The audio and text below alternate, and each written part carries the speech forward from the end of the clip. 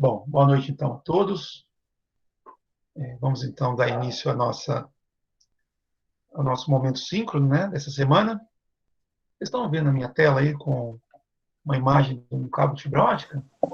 Eu tô. Boa noite, gente. Sim, sim. Beleza, então. Então, lembrando, né, esse capítulo, ele trata da camada de acesso à rede, do modelo TCP/IP. E nessa camada de acesso à rede, então, existem duas camadas do modelo OSI embutidas aí, né? A camada física e a camada de enlace de dados. A camada física, como a gente vem falando, né, desde que nós retornamos para esses momentos, para esses trabalhos remotos, né, ela abrange as questões de codificação física do sinal. Então, nós falamos sobre cabos de cobre, onde eu mostrei para vocês algumas possibilidades de cabo de cobre, algumas características, o tipo de sinalização que é realizada em cabo de cobre, né, que é um sinal elétrico, tipicamente, e, e hoje, então, a gente vai finalizar essa primeira parte, né, do capítulo, que é camada física, e já vamos começar a camada de enlace de dados. Tá? Então, além da transmissão por sinal elétrico feita em cabos de cobre, uma outra possibilidade muito comum nos dias de hoje é a transmissão feita em fibra ótica, né? Então, assim, a transmissão nesse tipo de meio físico, ela se dá através de pulso de luz, que é diferente do sinal elétrico transmitido num cabo de cobre, né?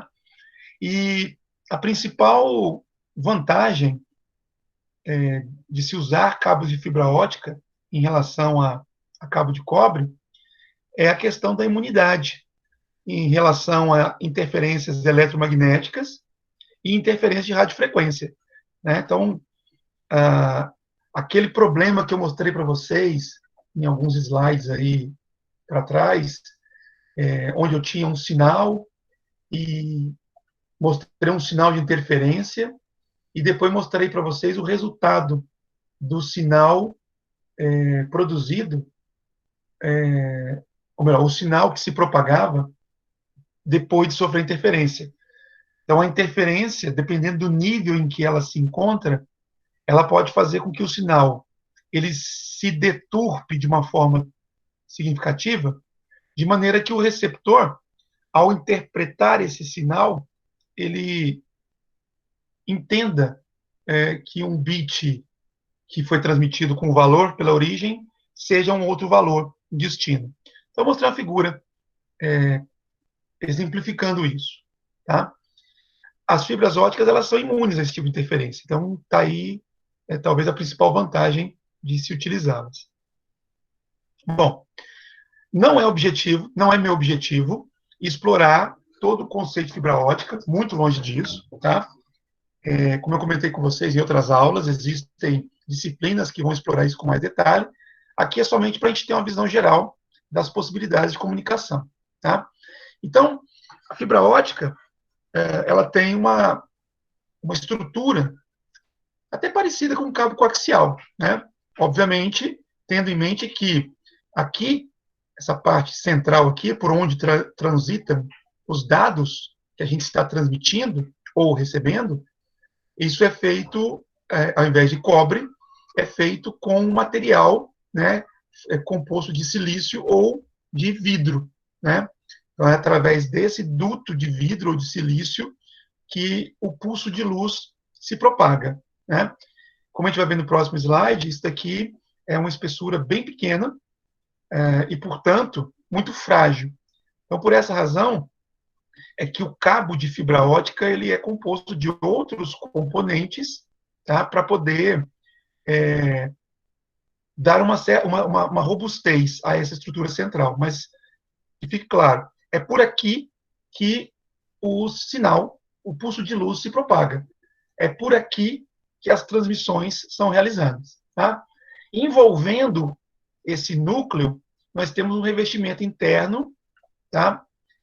Que é feito de produtos químicos, como está escrito aí, ligeiramente diferentes dos usados para criar o núcleo. Tá? E a ideia desse revestimento interno é atuar como espelho. Então, a ideia é que o pulso de luz que seja colocado aqui, ele vá se refletindo pelas paredes através desse revestimento interno aqui. Tá? Envolvendo, então, isso tudo aqui é material de vidro ou fibra. Né? Fibra não, ou silício. Envolvendo aqui esse material, nós temos um elemento chamado de buffer. Tá? Isso aqui ajuda a proteger o núcleo e o revestimento interno contra danos. Então, assim, a ideia é que esse buffer seja um material com uma certa rigidez, né?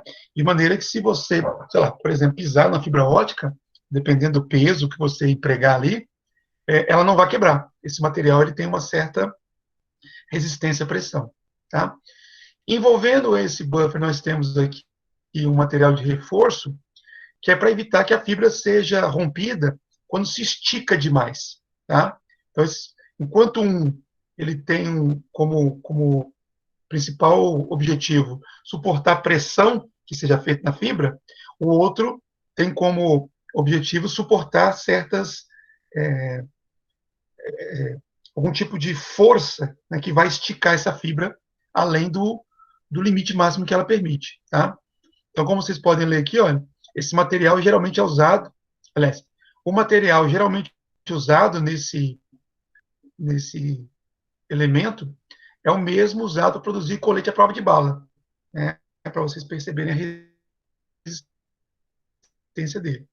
E envolvendo tudo isso, a gente tem a capa, tá vendo? É a parte externa, é a capa, tá? Protege contra abrasão, umidade e outros contaminantes, tá? Então, essa é a estrutura básica de um cabo de fibra óptica.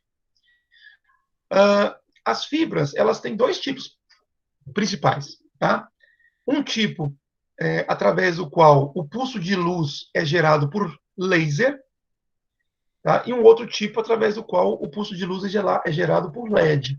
Tá? Então, a fibra que propaga a onda por uma luz produzida por laser é chamada de fibra monomodo. Tá? Então, além dessa característica de propagar laser que eu falei, ela também tem um núcleo fino, bem mais fino do que outro tipo de fibra. Aqui está a dimensão dele, 9 microns. Tá? Um micron é 1 milionésimo de metro. Então, se você pegar 1 metro e dividir por 1 milhão, você tem 1 micron. Tá? Então, são 9 milionésimos de diâmetro que possui esse núcleo aqui. É um negócio bem fino. Tá? E o revestimento interno é de 125 microns. Ele é mais largo. Nesse tipo de fibra, o pulso de luz ele vai por um caminho direto, tá? Ou seja, ele não se dispersa, ou melhor, ele se dispersa pouco, né? Bem menos do que outro tipo de fibra. A fibra monomodo é adequada para aplicações de longa distância, tá? Aqui no material acho que fala coisas de centenas de quilômetros, tá? Para vocês terem uma ideia. E normalmente é usado como backbone de campos, né, para distâncias de vários milhares de metros. Tá? O outro tipo de fibra, a fibra multimodo, ela permite vários caminhos para a luz. Então, percebam que eu tenho vários feixes de luz aqui, e ela não é contínua. Perceba que ela vai se ricocheteando pelas paredes da fibra. Né? E o material usado para produzir o pulso de luz é o LED. Tá? É o LED que produz a luz, diferente da outra fibra. Tá?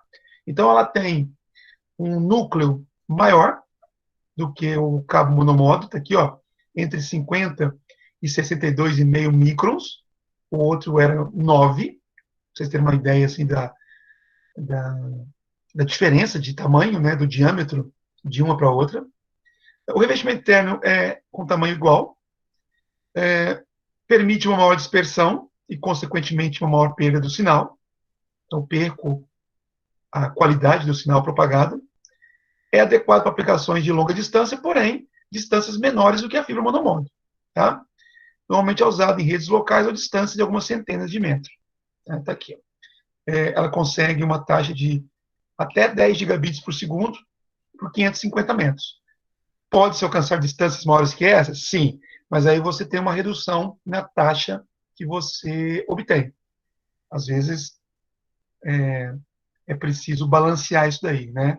Eu quero colocar uma fibra multimodo que é mais barata, por uma distância maior do que essa, e que preço que eu pago por isso? Eu vou ter uma taxa de transmissão menor. Tá? Então, basicamente é isso. Então, fibra ótica transmite dados através do pulso de luz. O pulso de luz pode ser gerado por laser ou por LED. Tá? Quando por laser, utiliza-se um tipo de fibra chamado de monomodo, que é uma fibra que tem um núcleo mais fino e, portanto, o sinal se propaga quase que em linha reta. Tá? O LED é utilizado em fibra multimodo, que tem um núcleo maior do que a monomodo, e através do qual o sinal ele se propaga de maneira em zigue-zague, né? Não de forma reta, não de forma contínua. A monomodo ela é melhor, tem alcance maior, a, a, a perda é menor, né? Mas ela é mais cara também. Tá? Por isso que, em alguns casos, a gente encontra mais uso da fibra multimodo do que da fibra monomodo. Existem vários tipos de conectores para fibra, tá? Assim como eu mostrei para o cabo coaxial, que tinha lá o conector BNC, conector N, etc. A fibra tem alguns, tá?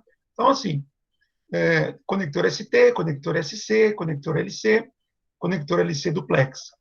Assim, não existe uma distinção entre esses conectores, além da distinção física, né? Vocês estão vendo aí, ó, aqui ele é meio arredondado, aqui ele é quadrado, esse aqui também é quadrado, só que ele é menor do que o SC.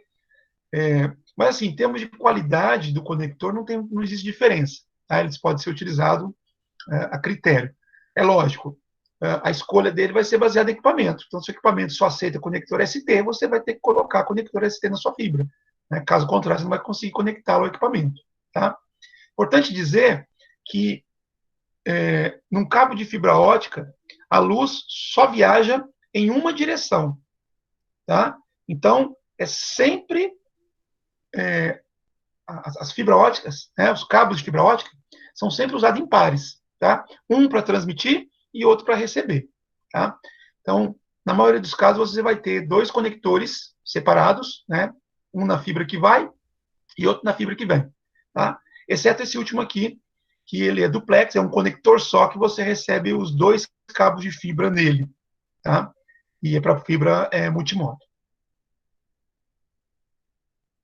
Normalmente, as fibras monomodo, elas têm um revestimento externo da cor amarela e as fibras multimodo na cor laranja. Tá? Então, de forma visual, você consegue distinguir uma fibra da outra a partir desse padrão de cores aqui. Assim como acontece com os cabos de cobre, existem equipamentos para testar cabo de fibra óptica, tá? E esses equipamentos são mais sofisticados e mais caros, tá? E basicamente o que se procura são erros desse tipo aqui, ó. Alinhamento incorreto, né? Então, o meio físico da fibra não foi alinhado corretamente a um outro quando fundido, seja por fusão da fibra, um segmento ao outro, ou da fibra a um conector. Então, esse tipo de fusão tem que ser feito de maneira precisa para poder evitar o problema de alinhamento e, consequentemente, a perda da qualidade do sinal transmitido. Tá? Na verdade, assim, aqui o alinhamento é com relação à fusão de uma fibra a outra, o gap no final é com relação à fusão do conector à fibra, e impurezas. Tá? Então, ao se fazer uma fusão, é necessário que a extremidade esteja bem limpa, tá? Para poder evitar que essas impurezas atrapalhem aí na qualidade do sinal que estaria sendo transmitido. Tá?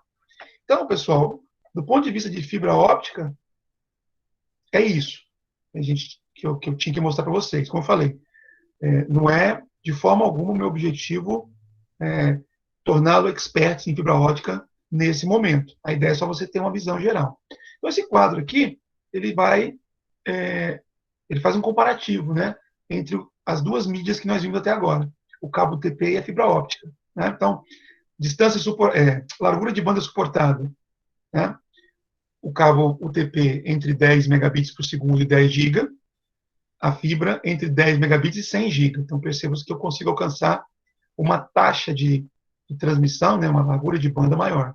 A distância, os cabos UTP até 100 metros, como até o Israel falou na aula passada, enquanto a fibra óptica pode chegar aí até 100 quilômetros. Isso sem amplificadores, tá? Se você colocar repetidores no meio do caminho, você estende isso aí para distâncias muito maiores. Inclusive, existem fibras transoceânicas, né? Cabos que atravessam um continente, atravessam o oceano, ligando um continente ao outro. A imunidade é a interferência eletromagnética e frequências de rádio. No cabo UTP isso é baixo. E na fibra óptica é completamente imune, ou seja, não sofre nenhum tipo de interferência. Imunidade a perigos elétricos. Eu falei com vocês na aula passada sobre os riscos de choque elétrico, né, com cabo de cobre. Então, a imunidade é baixa. A fibra óptica é totalmente imune. Não é eletricidade que passa ali. Os custos de mídia, né, o cabo, e dos conectores são menores para o UTP e bem mais alto para a fibra óptica. As habilidades necessárias para a instalação é menor. Então, você, com um alicate, você faz a crimpagem de um conector num cabo UTP, tá? Enquanto na fibra óptica precisa um treinamento, digamos, mais apurado. E precauções de segurança, no cabo UTP é menor, e no caso de fibra óptica é maior, por conta, inclusive, dos danos, né, que o laser pode causar, né, a uma pessoa, né, que esteja manipulando a fibra de maneira inadequada. Inclusive, recomenda-se que se um cabo de fibra óptica não estiver em uso, não estiver conectado, plugado em um dispositivo no momento, que os conectores, né, sejam tapados, né, que se coloque uma tampa nesses conectores aqui. Eu estou voltando para vocês poderem ver. Eu não tenho aqui uma figura dessa tampa, mas aqui, aqui, olha, chega a ponta da fibra óptica. Então, se tiver a outra ponta do cabo ligada ao equipamento e esse equipamento produzir um pulso de luz, isso vai chegar até aqui, isso vai aparecer aqui, tá? Se for um pulso de laser, isso pode causar dano a uma pessoa. Então, quando um cabo não estiver conectado a um dispositivo, recomenda que ele seja tampado, né, com uma tampa apropriada para isso, obviamente, para evitar esse tipo de dano. Alguma pergunta, pessoal, com relação a isso? Com relação às fibras ópticas? Por enquanto, não. Não. Beleza. Então, aqui para a gente poder brincar um pouquinho, né? Olha, terminologias. Temos a fibra multimodo e a fibra monomodo, né? Qual das duas pode ajudar os dados a trafegar por cerca de 2 quilômetros? Me ajudem aí. Multimodo. Vou marcar aqui, depois a gente vê a resposta. Qual das duas usa diodos emissores de luz, também chamado de LED, como transmissor de fonte de luz? Qual que usa LED? Monomodo. Qual que usa laser em um único fluxo com transmissor de fonte de luz de dados?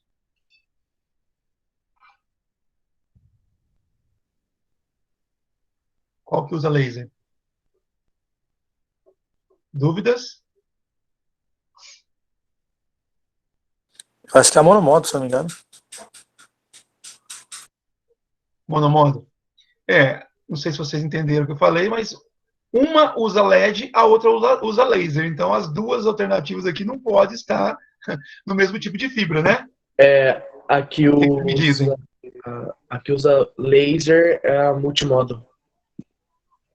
Que usa laser é multimodo. Aqui. Beleza, depois nós vamos testar. Usado para conectar aplicações telefônicas de longa distância e TV a cabo. Multimodo. Pode trafegar por cerca de 100 quilômetros. Monomodo. E é usado numa rede de campos. Quando fala rede de campos, você pensa assim, uma estrutura como uma universidade, que não precisa ser especificamente uma escola, mas que tenha prédios próximos, né, compartilhando o mesmo terreno, a mesma área. E esses prédios são ligados através de um cabo de fibra ótica. Isso que é chamado de rede de campos, tá? Qual das Multimodo? duas é mais adequada? Multimódulo?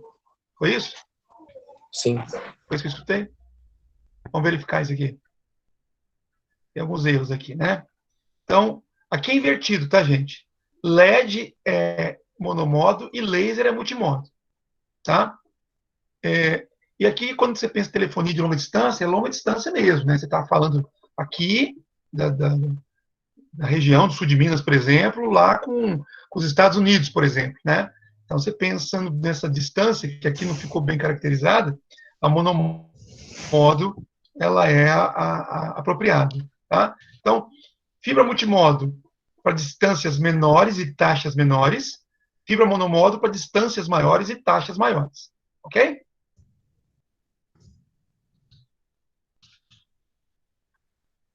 Bom, finalizando essa parte, né, do capítulo, né, Professor, onde a gente trata qual que é a LED? dos Qual é a meios físicos de transmissão,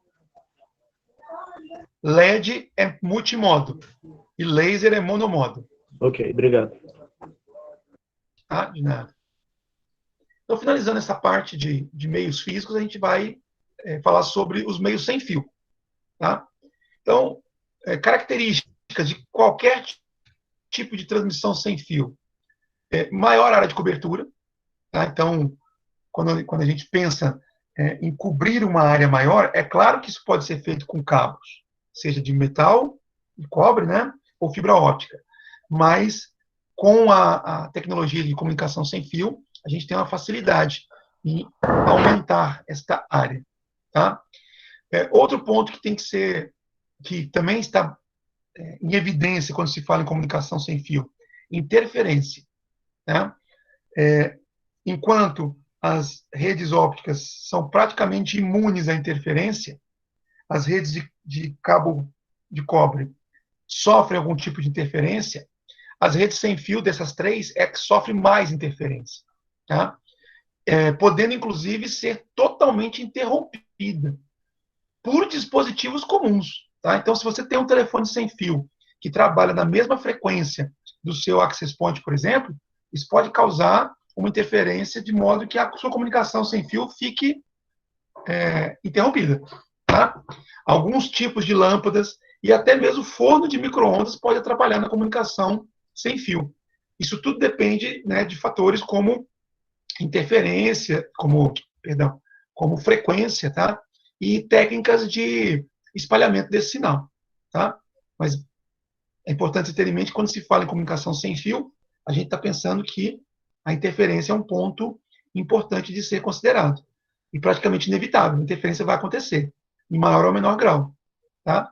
E outro aspecto interessante de ser pensado é a questão de segurança. Quando você transmite qualquer coisa por um cabo, para que alguém possa interceptar essa sua informação, ele teria que fazer um gato no cabo, tá? Ou de alguma forma participar da rede física, né, cabeada de comunicação. E se tratando de comunicação sem fio, isso fica mais vulnerável, a questão da segurança. Por quê? Basta que a pessoa tenha um equipamento que opere na mesma frequência, né, do sinal transmitido, que ele poderia escutar essa transmissão. Tá? Aí, aspectos como criptografia da transmissão passa a ser mais relevante aqui, nesse meio. E outra coisa é a questão de ser um meio compartilhado, né? Um meio altamente compartilhado. Quando você pensa numa conexão por cabo, mesmo que seja cabo par trançado, nos dias de hoje você tem um cabo saindo de cada dispositivo e chegando até um elemento concentrador, né? Um switch, por exemplo. Então, o dispositivo que vai transmitir, ele não compartilha aquele cabo que sai da placa de rede dele com ninguém. Tá? Quando você pensa num ambiente sem fio, o meio de transmissão é o ar. Então, esse meio ele é compartilhado com todo mundo. Né? Então, se na sua casa você tem lá, sei lá, 10 pessoas conectados ao seu ponto de acesso no mesmo momento, com certeza isso vai prejudicar o desempenho da sua rede, porque você estaria compartilhando aquele meio físico com 10 pessoas, que é diferente de você usar o meio de maneira isolada. Tá? Então, essas são características que, digamos, que sobressaem, né, em relação a outras, quando a gente fala de rede sem fio. Tá? E quando eu falo de rede sem fio, eu estou falando de vários tipos de rede sem fio. Tá? Então, comunicação por satélite, né, comunicação de celular, né, comunicação Wi-Fi, por exemplo, comunicação Bluetooth, quando você tem lá um mouse sem fio, um teclado sem fio, um fone sem fio, enfim, é qualquer tipo de transmissão sem fio. Tá?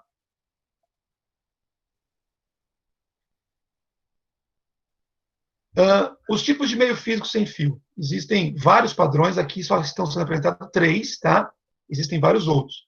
Mas o Wi-Fi é um padrão de comunicação sem fio, tá? Talvez o mais utilizado por todos nós. Tá? Esse padrão Wi-Fi, ele tem um nome oficial, que é esse daqui, ó, I3E 802.11.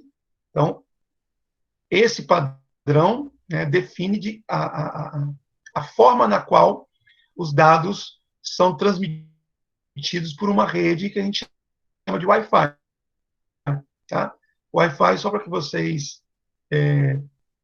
tenham em mente, é um nome, tá, que foi patenteado, né, registrado, a marca registrada, tá, por uma empresa chamada Wi-Fi Alliance, que utiliza o padrão 802.11. Tá? Então, usar a marca Wi-Fi é proibido. Agora, usar o padrão, proibido se não tiver autorização. Agora, usar o padrão 802.11, não, é um padrão aberto. Tá? Então, aqui tem algumas características, a gente não vai entrar em detalhe, não nesse momento, tá? Quando a gente estiver falando da camada de enlace, na sequência, a gente vai detalhar. Tá? Então, além da questão da produção da onda, a onda de radiofrequência, o padrão 802.11, ele também define, por exemplo, como que esse meio compartilhado vai ser utilizado. Tá? Então, o padrão, ele trabalha não só na questão física, camada física, como também camada de enlace. Outro padrão, o Bluetooth, também bastante conhecido de vocês, mas percebam, é outro padrão. É o I3E 802.15, também chamado de redes WPAN. Tá? Wireless, né? Personal Area Network, né? Área de alcance pessoal. Bom, como vocês sabem, o Bluetooth ele tem um alcance bem menor do que o Wi-Fi e ele para ser utilizado, precisa de um processo de pareamento entre dispositivos. Outro tipo de comunicação sem fio listado aqui é o padrão WiMAX, é outro padrão, I3E 802.16, tá? Que é utilizado para poder fazer ligação de ponto multiponto, semelhante ao que acontece com o Access Point, mas por uma banda com uma largura de banda maior, né? Ou seja, é acesso banda larga sem fio. Isso é tipicamente utilizado quando se quer oferecer comunicação sem fio, sei lá, numa cidade, por exemplo, sem utilizar estrutura de terceiros, né? De operador de telefonia celular e coisas do tipo.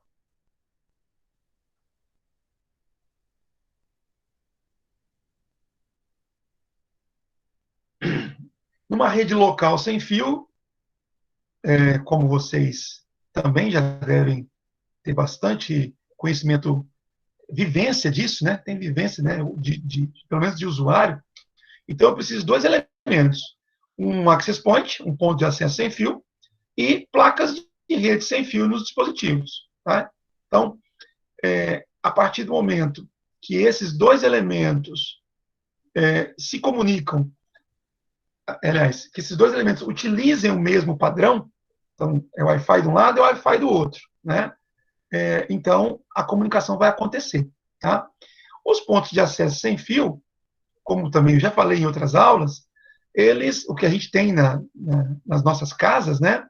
Eles, na verdade, eles executam funções que vão além da função de um ponto de acesso sem fio. Né? A ideia do ponto de acesso sem fio é receber conexões de placa de rede sem fio. Tá?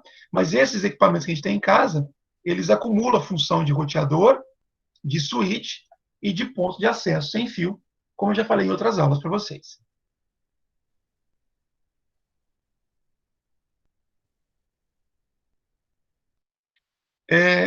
Aqui nesse trecho aqui, tem uma proposta de atividade de Pact Tracer, que inclusive hoje eu baixei e disponibilizei para vocês lá já no Google Sala de Aula. Tá?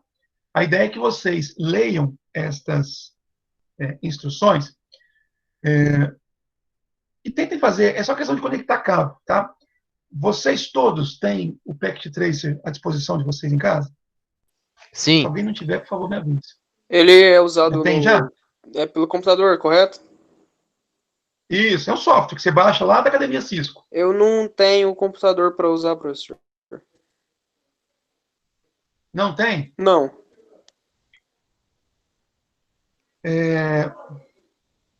Bom, tem aplicativo para celular também. Eu não sei o quão confortável seria utilizar. É quem está falando? É o Lucas de Paiva. Lucas de Paiva. Se você quiser, Lucas, eu acho que seria interessante você tentar buscar o aplicativo Pact Tracer. Você tem um celular que você acha que você consiga rodar o aplicativo de maneira tranquila aí? Se tiver para baixar, eu rodo no meu mesmo. Tem. Isso com certeza tem. Tá? Certo. Eu nunca utilizei, mas dá uma olhadinha. Se tiver Certo. dificuldade, manda mensagem. O Anthony também respondeu que não tem. Viu, Anthony? Vê se você consegue, se tiver condições de baixar o aplicativo, para tentar fazer pelo aplicativo. Se tiver dificuldade, vocês me avisam. A gente vê alguma atividade alternativa para isso. Tá bem? Certo, muito obrigado. Professor Mas, Kleber, basicamente... Oi? eu tô falando, eu instalei no meu celular e eu não consegui trabalhar com ele, não. Ele parece que ele não faz as funções como no computador. Eu não sei se tem um outro agora. Tá. Eu vou tentar baixar no meu celular aqui e verificar se é viável utilizar ou não, tá, Paulo? Certinho. E aí a gente vê o que a gente faz com essa atividade. Tá bem? Mas quem tiver condições de fazer, para poder exercitar, independentemente de nota, tá? Tente fazer. E quem não conseguir fazer agora, por uma questão de falta de recurso, a gente faz quando for possível, então. Tá? A gente faz essa atividade. Eu tinha colocado lá valendo nota, pensando que todos já tivessem condições de executar isso em casa.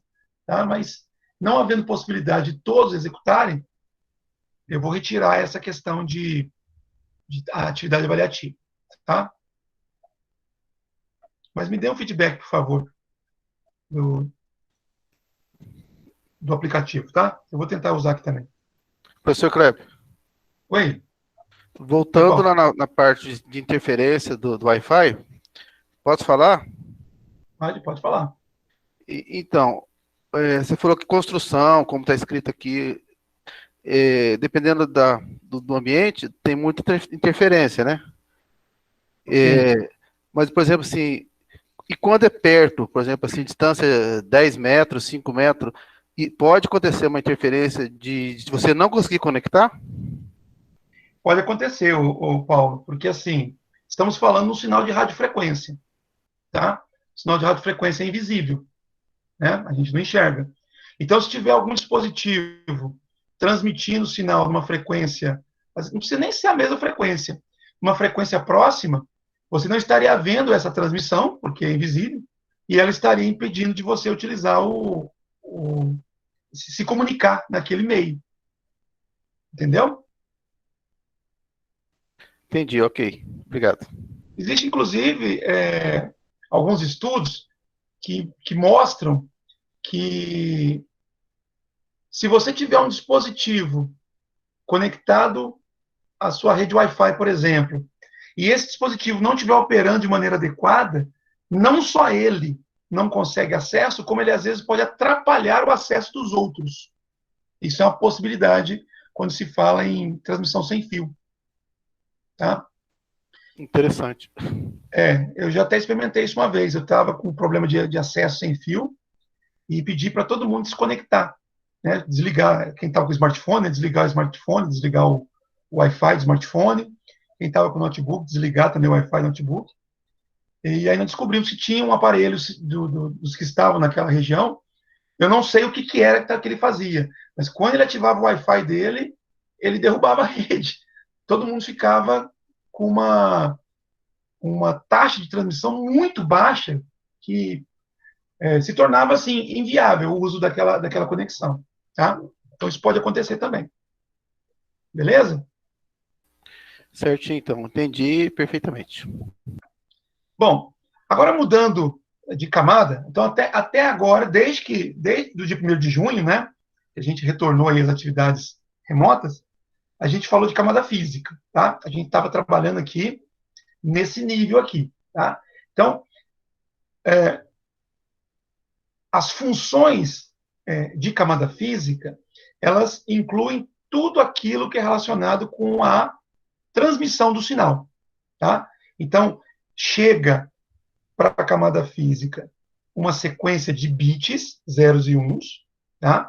E a função dela é transformar esses bits num sinal adequado conforme o meio físico ao qual o meu dispositivo está conectado.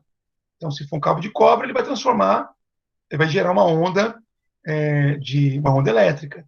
Se for uma fibra, vai ser um impulso de luz. Se for uma comunicação sem fio, vai ser um sinal de radiofrequência. E essa transformação de bit para sinal físico não é aleatória. Esse sinal físico tem que ser criado de modo que quem está na outra ponta e vai receber esse sinal físico consiga decodificá-lo. Então, aquela onda elétrica de 5 volts tem que ser compreendida pelo receptor da mesma forma como ela foi criada no emissor. Tá? Então, se o bit 1 é uma onda de 5 volts, o receptor tem que estar preparado para interpretar uma onda de 5 volts como bit 1. Tá? Então, há um padrão de comunicação. Por isso que existem essas empresas padronizadoras. Agora, a gente sobe um pouco o nível aqui. A gente vai para a camada de enlace. Tá? A camada de enlace, como vocês podem perceber aqui na estrutura, ela liga a camada de rede com a camada física. Então, se a gente pensar na internet, né, que a gente usa todos os dias, tudo que a gente faz, né, é, digamos, interceptado aqui pela camada de aplicação, que vai preparando as informações até chegar na camada de rede, onde o protocolo IP vai, digamos, fazer a preparação final para transmitir essa informação para a internet. E aqui, na camada de rede, termina o trabalho, né, vamos dizer assim, de alto nível do TCP/IP. Na verdade, os órgãos padronizadores, né, da internet, eles só definem funcionalidades e protocolos de comunicação daqui para cima. Tá? O que tem aqui embaixo, da camada de enlace e camada física, são padrões de comunicação comuns, né? Que podem ser encontrados em diversos tipos de rede e que podem variar muito. Então, você tem aqui, como eu falei agora há pouco, conexão Wi-Fi, conexão Bluetooth, conexão WiMAX, isso só no escopo de comunicação sem fio. Você tem conexão de fibra ótica, você tem conexão de cabo trançado, conexão de cabo coaxial. Então, existe uma variedade muito grande de formas de comunicação que as entidades padronizadoras da internet não se preocupam, não tem que se preocupar, e isso é muito bom. Então, o pacote IP, ele vai circular da mesma forma, né, numa rede Wi-Fi e numa rede cabeada. Tá? Quem vai cuidar disso são as camadas de baixo aqui. Então, a camada de enlace é que faz a ponte, né, da camada de rede com a camada física. É quem vai pegar, por exemplo, o pacote IP produzido aqui e vai prepará-lo de modo que ele seja colocado, né, dentro de uma estrutura adequada, né, de acordo com o meio físico utilizado. Tá? Então, aqui as principais funções da camada de enlace. Permitir que as camadas superiores acessem o meio físico, camadas superiores são todas essas. Então, permitir que elas acessem o meio físico. Aceitar pacotes da camada 3, camada de rede, e empacotá-los em quadros. Preparar os dados de rede para a rede física, já falei. Controlar o modo como os dados são colocados e recebidos no meio físico. Isso aqui é um ponto que a gente vai tratar na aula de hoje.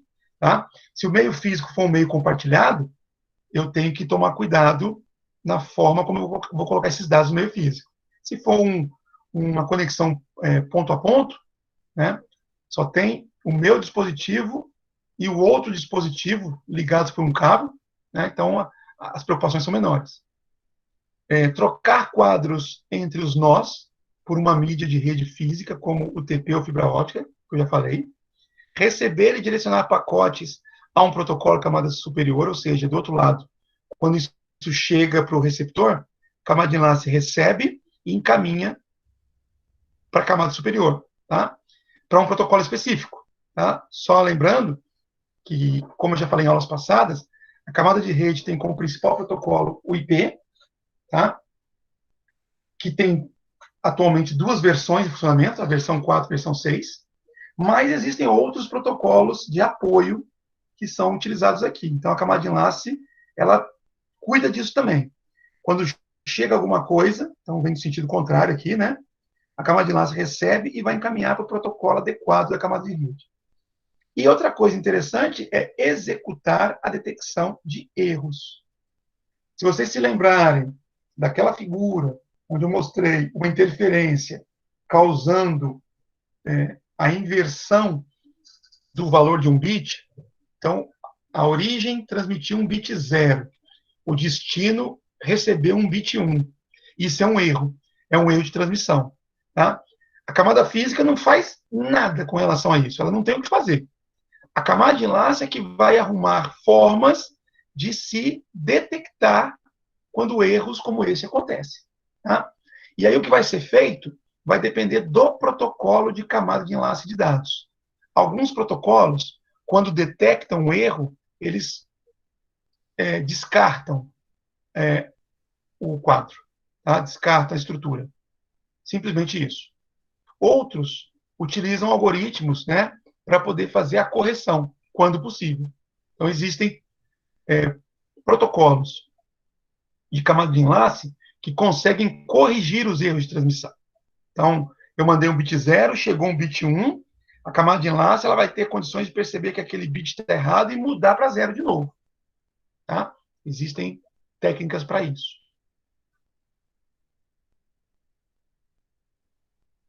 A camada de enlace, vou voltar aqui na figura, como eu já falei, ela está abaixo da camada de rede, camada 3. Então, a camada de enlace, a gente diz que ela encapsula as informações criadas pela camada de rede. A camada de rede produz um pacote, o pacote, então, é enviado para a camada de enlace, que pega esse pacote e coloca dentro de uma outra estrutura chamada quadro. Essa ação de pegar o pacote e colocar dentro de uma outra estrutura é o que a gente chama de encapsulamento. Tá? Então, essa figura está mostrando um pouco disso. Eu tenho aqui uma pessoa que está usando um dispositivo, um PC, e vai, então, enviar alguma coisa para um servidor. O que é feito internamente na máquina dele? Pega-se uma PDU de camada 3, layer 3, tá? Que é um pacote, aqui em roxo, ali embaixo. Tá? Esse pacote tem, entre outras coisas, o endereço IP de origem, aqui um exemplo, o endereço IP de destino, e esse pacote, então, ele vai ser encapsulado, ele vai ser colocado dentro de uma estrutura de camada 2, layer 2. Tá? Essa estrutura é o que a gente chama de quadro. Então, o encapsulamento consiste em pegar um pacote e acrescentar a ele um cabeçalho, e como vocês verão na sequência, acrescentar também aqui um tail, que é um terminador do quadro. Tá? Basicamente, o que é de maior relevância dentro do quadro? Os endereços físico de origem e de destino. Tá? Aqui chamado de NIC, né? Network Interface Card. É o cartão de interface de rede, que é a placa de rede, nada mais é do que a placa de rede do dispositivo. Então, ela tem um endereço, né? Cada placa de rede tem o seu endereço, que a gente chama de endereço físico, tá? Ou endereço MAC. Então, no quadro, no cabeçalho desse quadro, camada 2, entre outras coisas, nós encontraremos o endereço físico de origem e o endereço físico de destino. Tudo bem até aqui?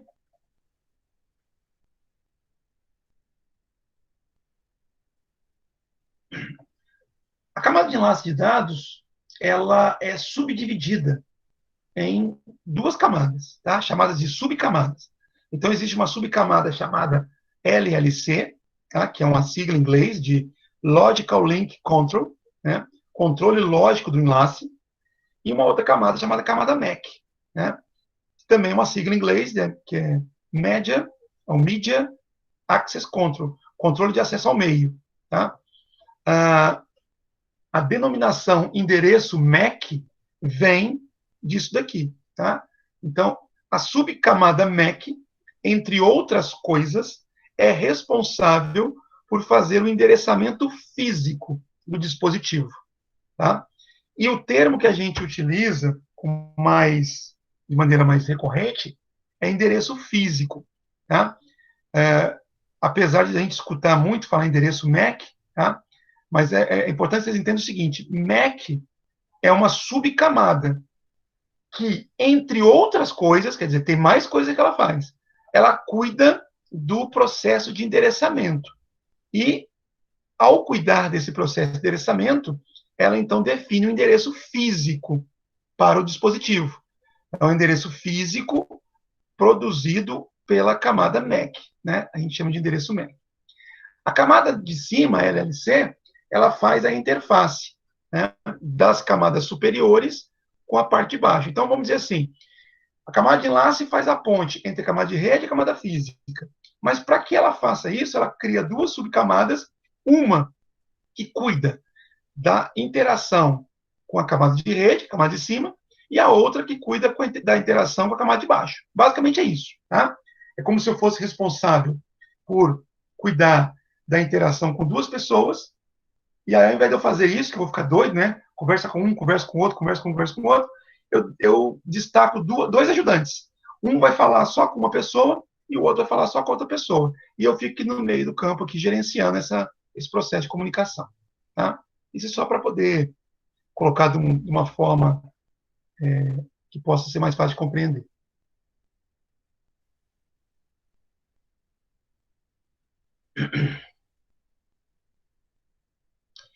Bom, a camada de enlace de dados é importante que vocês tenham em mente, a partir de agora, que ela cuida do processo de comunicação dentro de uma mesma rede local. Enquanto a gente pensa na camada de rede com o protocolo IP e os endereços IP sendo utilizados para poder propagar os dados pela internet, é importante vocês terem em mente o seguinte: quando um quadro de camada de enlace é produzido, vamos dizer assim, a vida útil dele é somente na rede local, tá? Então, se vocês observarem essa animação, vocês vão perceber o seguinte: olha, eu tenho aqui um dispositivo, um computador, né, que está em Paris, por exemplo, e ele vai produzir uma informação que tem que ser entregue para esse notebook lá no Japão, tá? Então, isso vai passar pela internet, provavelmente, né?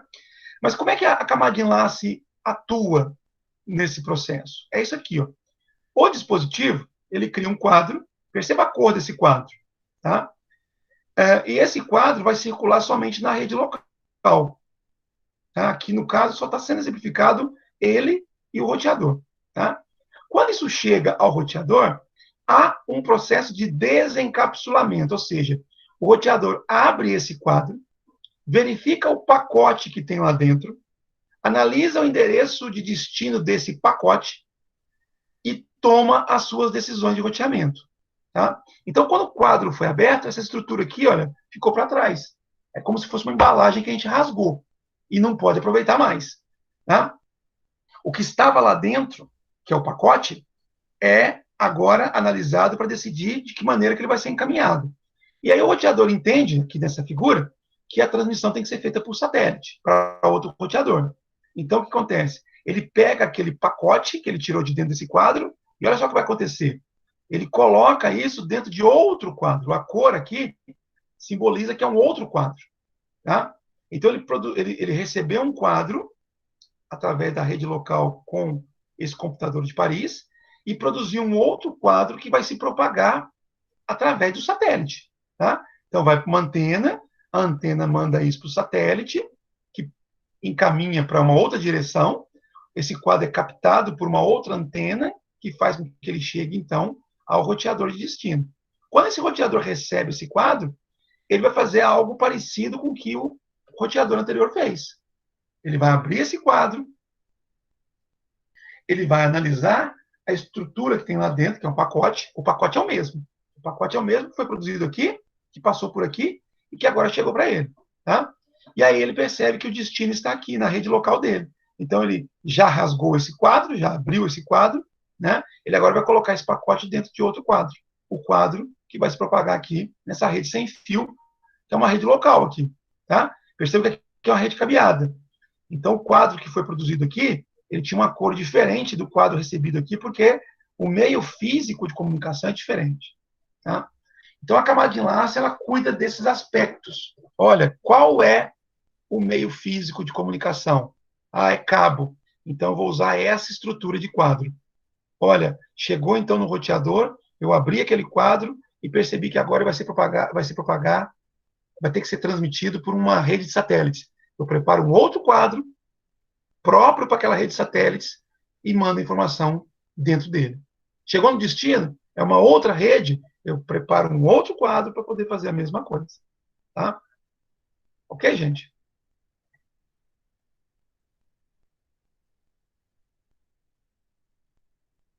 Hoje vocês estão menos participativos. Será que está sendo claro mesmo o que eu estou falando? Tá, sim. O senhor Cleber. falou das antenas na foto anterior. Onde ficam essas antenas?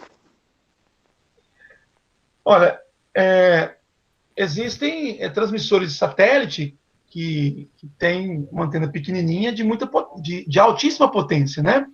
Então, assim, não sei se você já viu em filmes, né? Telefones por satélite.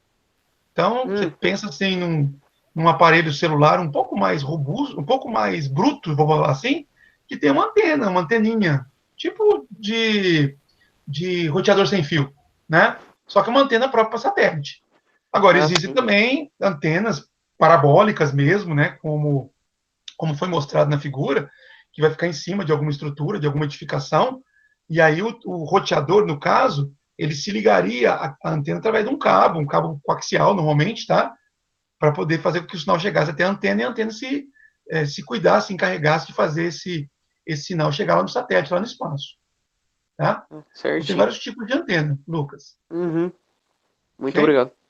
De nada. Paulo, ia perguntar uma coisa? Professor, eu ia falar sobre o roteamento, mas você vai pôr depois isso aí para frente para eles, né? Sim, roteamento, na verdade... O uso do IP, que as coisas, mas deixa para depois. Roteamento, na verdade, é outra disciplina. Não, então, mas aqui, não. Isso que eu ia comentar e deixa para depois. Beleza. Aqui uma outra figura mostrando também diferenças, né, entre uma transmissão que é feita por uma rede Ethernet, né, e passa por uma rede serial. Tá? Então é o seguinte, vamos lá. A gente vai falar de rede Ethernet no próximo capítulo. Tá? Mas a rede Ethernet é essa rede local que a gente encontra na maioria das construções, né, das topologias de rede. É uma rede que normalmente utiliza cabo de par trançado, e é uma rede que trabalha com um meio compartilhado, de certa forma. Tá? Por mais que os switches façam um tipo de gerência bem interessante do uso do meio físico, ainda assim a gente está falando do meio compartilhado. Tá? Mas o que eu quero que vocês entendam? Aqui, então, foi produzido um pacote, e como é uma conexão à internet, esse pacote foi encapsulado dentro de um quadro. O que é o encapsulamento de fato? Nada mais é do que pegar o pacote e acrescentar um cabeçalho e, opcionalmente, acrescentar um trailer. Tá? Isso, alguns protocolos de enlace de dados, às vezes não tem, mas o cabeçalho com certeza. Tá? E aí isso foi transmitido pela rede local, pela rede Ethernet. Chegou no roteador, vai acontecer o desencapsulamento. O que é o desencapsulamento? É simplesmente retirar isso aqui. Tá? E o roteador fica um pacote. O pacote tem informações típicas de internet, um endereço IP, por exemplo. Então, ele analisa o endereço IP desse pacote e, por exemplo, constata que tem que ser mandado para esse outro roteador. Agora, eu tenho uma conexão serial. Conexão serial é uma conexão típica de rede rede remota, rede WAN, tá? Então, o que esse roteador faz? Olha, ele já tirou cabeçalho e trailer da rede local. Ele já descobriu que esse pacote tem que ser enviado por aqui. Então, ele vai acrescentar um cabeçalho e um trailer da rede WAN e vai, então, encaminhar isso por essa rede. Tá? Então, percebam que, apesar da semelhança da estrutura, são informações diferentes que a gente vai encontrar num cabeçalho de um quadro, de uma tecnologia, em comparação com o cabeçalho de um quadro de uma outra tecnologia. Tá? E aí, quando chega no roteador de destino, ele vai, então, tirar esses elementos aqui também, cabeçalho e trailer, e fazer o que tiver que ser feito com esse pacote.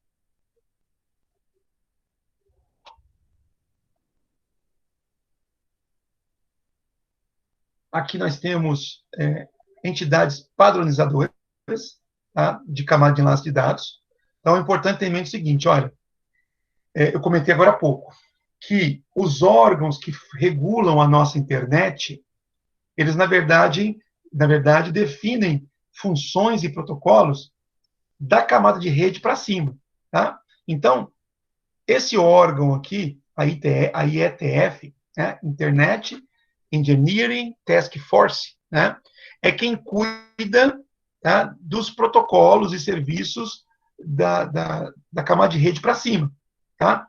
A IETF, ela não define funções e operação da camada de acesso à rede. Tá? Então, o pessoal que trabalha com a internet não se preocupa com esse nível de acesso que nós estamos falando. Tá? Quem cuida disso? Alguns exemplos aqui. Ó. A I3E, aqui, ó, tá? Que é uma sigla, Institute of Electrical and Electronics Engineers, né? Então, Instituto dos Engenheiros Elétricos e Eletrônicos, tá? Ou simplesmente I3E, tá? Algumas pessoas falam IEEE, mas o mais comum é se falar I3E, tá? Tem 3 letras E aqui. Tem a ITU, que é a União Internacional de Telecomunicações, que cuida também de protocolos de camada de enlace de dados, da padronização desses protocolos. A ISO, que nós já falamos, tá? E a ANSI, que é o Instituto Nacional de Padronização Americano. Então, esses 3 órgãos aqui, melhor, esses 4 órgãos, eles, cada um dentro do seu escopo também, dentro da sua competência, né? Eles definem, então, os padrões de comunicação nesse nível que nós estamos falando, camada de enlace e camada física. Bom, quando a gente fala de comunicação em rede local, quem cuida, né,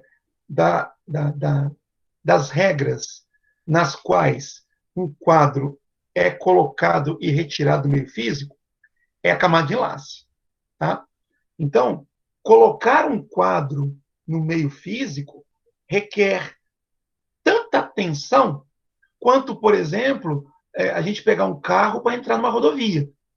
Ninguém, em sã consciência, né, vai estar dirigindo o seu carro e entrar numa rodovia sem olhar, né, o fluxo de carros que está trafegando aquela rodovia. Ou alguém faz isso. Né? O cara chega numa, sei lá, numa Fernão Dias, numa rodovia Anguera, e simplesmente vai lá e joga o carro e não quer nem saber o que está acontecendo ali. Né? Se fizer isso, a chance de não estar aqui para contar para nós, a experiência é grande, né? Então, de uma forma semelhante, para uma máquina colocar um quadro no meio físico compartilhado, ela precisa tomar uns certos cuidados. Tá? Então, quem cuida, quem define essas regras é exatamente a camada de enlace. Tá?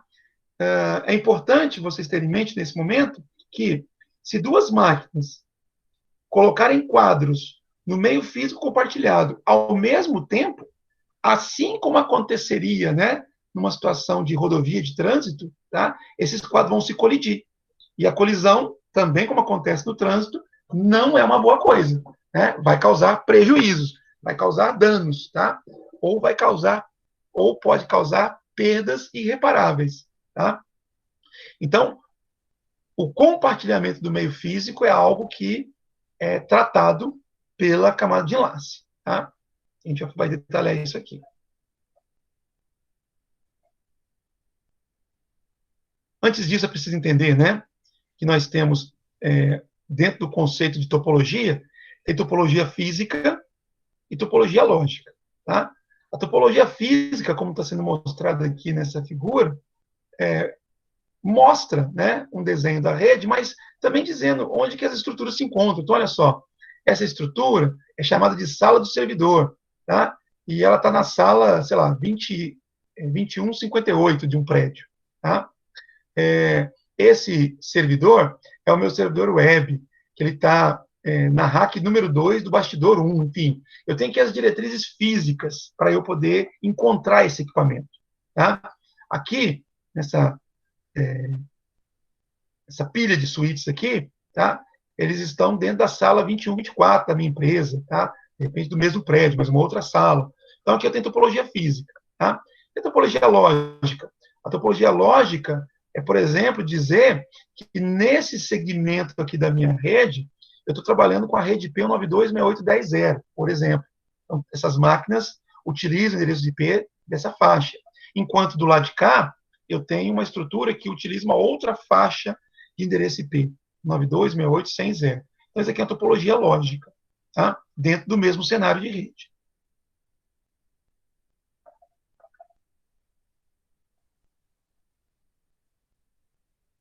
A topologia física, né? Ela pode ser topologia física de redes remotas, tá? De WAN. Ela pode ser ponto a ponto, que é o mais comum, tá? Então eu tenho um roteador ligado diretamente a outro, tá? A distância em que eles estão vai depender da tecnologia usada aqui, tá? Eu tenho outro tipo de topologia chamado Hub and Spoke, que é semelhante à topologia estrela de rede local, tá? Eu tenho um elemento central, tá? E eu tenho uma outra topologia chamada topologia full mesh, ou topologia em malha, tá? Então, aqui eu tenho dois elementos apenas, ligados um ao outro. Aqui eu tenho vários dispositivos ligados a um elemento central. E aqui eu tenho vários dispositivos ligados a todos os demais. Então, se você olhar aqui, esse elemento, ele se liga a todos os demais. Se liga esse daqui, por esse cabo, se liga a esse outro aqui, se liga a esse outro aqui, a esse de baixo, e esse vizinho aqui, tá? E assim acontece com todos. Se vocês analisarem com bastante atenção, na verdade, nós temos links ponto a ponto em todas as topologias, tá? Então, existe uma comunicação ponto a ponto desses dois aqui. Tudo bem que ele tem comunicação com esse outro aqui, também ponto a ponto, tá? Mas quando a gente pensa em cada conexão dessa individual, eu tenho uma conexão ponto a ponto, e isso facilita o projeto, né, de redes de comunicação nesse cenário aqui. As topologias de física ponto a ponto, né? Então, elas se limitam a ligar dois nós, tá? O projeto fica facilitado porque eu sei que quando esse cara colocar algum pacote aqui, o destino só pode ser o outro, não tem outra possibilidade, e vice-versa, tá? Então, isso é uma característica de funcionamento de links ponto a ponto, tá? A distância em que eles estão depende da tecnologia, tá? Então, eu posso ter uma rede aqui no meio, que eu posso ter outros elementos de interligação, mas do ponto de vista desses dois nós, é como se eles estivessem ligados diretamente um ao outro. Acho que tem algumas figuras aqui mostrando isso. Olha aqui. Eu tenho uma conexão lógica ponto a ponto. Então, o quadro que é produzido aqui, ele vai ser aberto aqui. Por onde ele passou? Não sei. Não importa, tá? Mas o que foi produzido aqui tem como destino sempre esse elemento de cá. Ainda que internamente eu tenha outros elementos intermediários, tá? Que vão criar uma conexão lógica entre esses dois dispositivos, tá? Um exemplo disso seria uma VPN, tá? Uma rede virtual privada, que pode passar pela internet, que pode passar por diversos roteadores, mas, do ponto de vista do funcionamento lógico, é como se os elementos de um lado da VPN estivessem na mesma rede local dos elementos que estão do outro lado da VPN. Tá? Então, tem uma conexão lógica. E, desse ponto de vista, é como se eles estivessem, de fato, ligados diretamente um no outro aqui. O funcionamento é o mesmo. Ok? As topologias físicas de rede local nós já falamos no início do curso, tá? elas podem ser em estrela. Eu tenho um elemento concentrador aqui no meio, tá? Que pode ser um hub, pode ser um switch. Elas podem ser estrela estendida. Então, perceba que eu tenho duas estrelas aqui, ó, aqui em cima e aqui embaixo, e elas se ligam de alguma forma. Ela pode ser barramento. Eu tenho um cabo que, de alguma forma, passa por todos os dispositivos. Isso era muito utilizado antigamente, hoje não mais. E eu tenho topologia em anel, né? Onde um elemento é ligado ao seu vizinho, né? Sem que haja necessidade de um ponto de terminação, como acontecia aqui na topologia em barramento. Ou seja, é como se eu pegasse esse ponto final e juntasse com o ponto inicial aqui, formando um anel, formando um círculo. Tá? Os métodos de transmissão, nós já falamos também, pode ser half duplex ou full duplex. Tá? Existe um método simplex, que eu falei, mas para redes locais eles não são utilizados. Tá? Para redes locais, não. Para redes de computadores. Tá? Não faz muito sentido. Só um dispositivo transmite e o outro não pode fazer nada, não pode responder, não pode mandar nada. Tá? Então, em termos de redes de computadores, os métodos half duplex e full duplex são os considerados aqui. Tá? Como nós já falamos, o half duplex transmite nas duas direções, mas que momentos diferentes. Então, enquanto um está transmitindo, o outro só pode receber. E quando ele envia, né, ele não pode mais receber nada, ele não estará pronto para receber nada. Na comunicação full duplex, transmissão e recepção pode acontecer de forma simultânea. Tá? Então, como vocês puderam perceber na figura aqui, um switch, ele pode trabalhar de modo full duplex. Então, ele envia e recebe dados ao mesmo tempo de um servidor. Enquanto um hub, que é um dispositivo mais antigo de rede, ele trabalha só de modo half duplex, ou seja, ou ele está enviando para o servidor, ou ele está recebendo dele. Tá? Nunca as duas coisas ao mesmo tempo. Eu estou passando mais rápido isso aqui, gente, porque nós já falamos nas aulas iniciais do curso, tá? Mas se tiver dúvida, pergunta. Bom, aí a gente vai falar de algo que a gente não comentou ainda e que diz respeito à camada de enlace. Os métodos de controle de acesso ao meio. Então, isso daqui é realizado pela camada MAC, tá? E eles podem ser realizados de duas formas. Acesso baseado em contenção e acesso controlado. Tá? Então, a ideia básica é como que os dispositivos vão acessar o meio físico. Quais são as regras para isso? Então, o que está sendo mostrado aqui é o seguinte, que as tecnologias basicamente se dividem em dois grupos, baseado em contenção e acesso controlado. Tá? No método baseado em contenção, a ideia básica é o seguinte, quando um dispositivo está pronto para transmitir, então perceba aqui, olha, esse cara está dizendo o seguinte, tenta enviar quando estou pronto. Esse aqui fala a mesma coisa, e esse fala a mesma coisa. Tá? Mas é preciso que haja uma regra aqui. Tá? Então, por exemplo, se eu tivesse um meio compartilhado como esse, e não houvesse regra alguma, simplesmente é isso. Ó. Quando eu estiver pronto, eu transmito, o que pode acontecer? Se dois transmitirem ao mesmo tempo, vai acontecer uma colisão. E essa colisão vai fazer com que ambas as informações sejam perdidas. Tá? Então, um hub, né, por exemplo, funciona dessa forma. O que chega nele, ele vai simplesmente retransmite sem fazer nenhum tipo de análise. Então, se duas ou mais máquinas transmitirem ao mesmo tempo, eu vou ter problema nessa comunicação. Tá? Então, isso aqui, como eu falei, é baseado em contenção. Tá? Eu preciso de definir regras nesse meio aqui.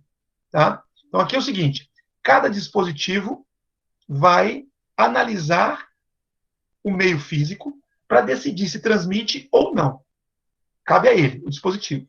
Tá? No outro método, o acesso controlado, eu, de alguma forma, determino de quem que é a vez de ser feita a transmissão. Tá? Então, por exemplo, uma rede token ring, que era usada antigamente, nesse tipo de padrão de comunicação, era então definida uma ficha de permissão, chamada token, por isso o nome token ring, de maneira que somente quem estivesse de posse do token é que podia transmitir. Então, o meio é compartilhado.